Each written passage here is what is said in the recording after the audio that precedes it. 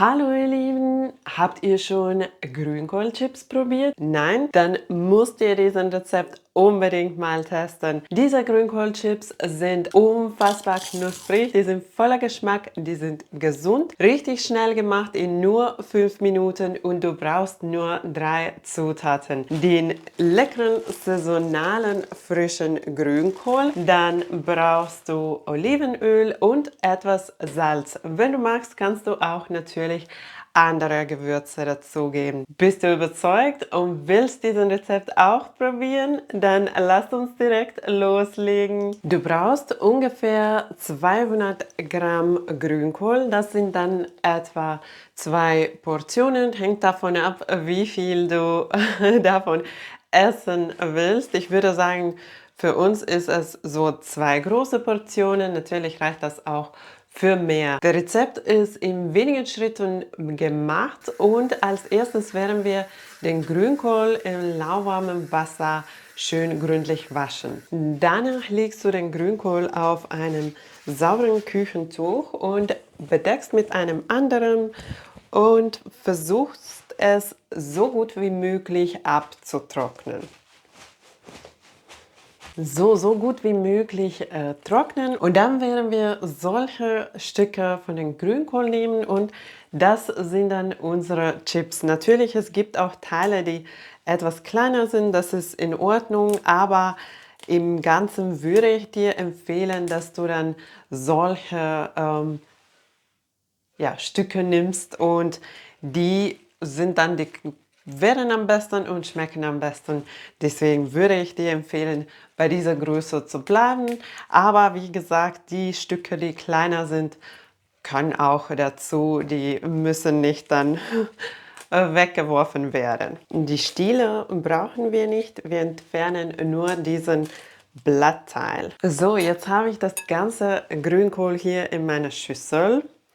Und ich gebe einen Esslöffel Olivenöl dazu und dann mit den Händen den ganzen Grünkohl schön mit Olivenöl bedecken. Jetzt werde ich noch meine Heißluftfritteuse vorheizen. Wenn du das Rezept im Backofen zubereiten möchtest, dann findest du dazu alle Details in der Videobeschreibung. Jetzt ist meine Heißluftfritteuse warm geworden und wir werden jetzt die Chips zubereiten.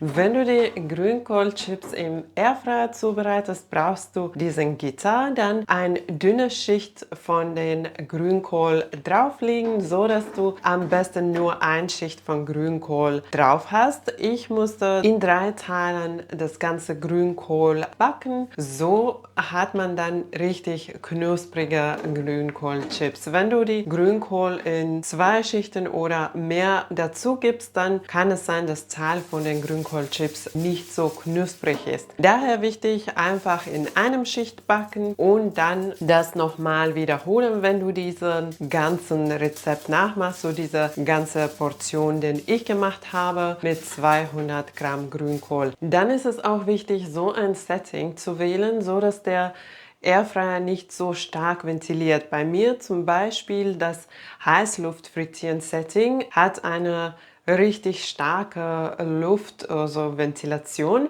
Und wenn ich mit diesem Setting die Grünkohlchips zubereite, dann fliegen die rum, die fliegen auch in das Heißkörper und dann brennen die. Daher habe ich bei meiner Heißluftfritteuse die Back-Setting gewählt. Da ist diese Ventilation etwas niedriger und dann bei 160 Grad 4 bis 5 Minuten knusprig backen lassen. Und so ganz schnell haben wir eine große Schale selbstgemachte, gesunde und vor allem richtig leckere Grünkohlchips. Jetzt aber der Knuspertest darf nicht fehlen. Man hört es aber auch schon so, dass die richtig crunchy sind.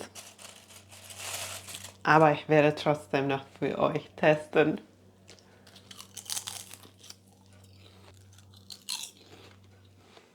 Ich bin total verliebt in diese Grünkohlchips und wie gesagt, bei uns gibt es die fast jeden Abend gerade, weil der Grünkohl auch jetzt im Saison ist und ich hoffe, dass ich dich auch überzeugt habe und du diesen Rezept auch testen werdest. Diesen Trend gab es vor etwa 10 Jahren, glaube ich, in Finnland und damals hat man die immer im Backofen zubereitet. Jetzt mit dem Airfryer geht das ganz schnell und einfach und ich finde persönlich, dass die noch knuspriger werden. Wenn dir mein gesundes Chips-Rezept gefallen hat, vergiss nicht den Daumen nach oben zu geben und wenn du neu auf meinem Kanal bist, kannst du jetzt abonnieren, um keine neuen leckeren Rezepte zu verpassen.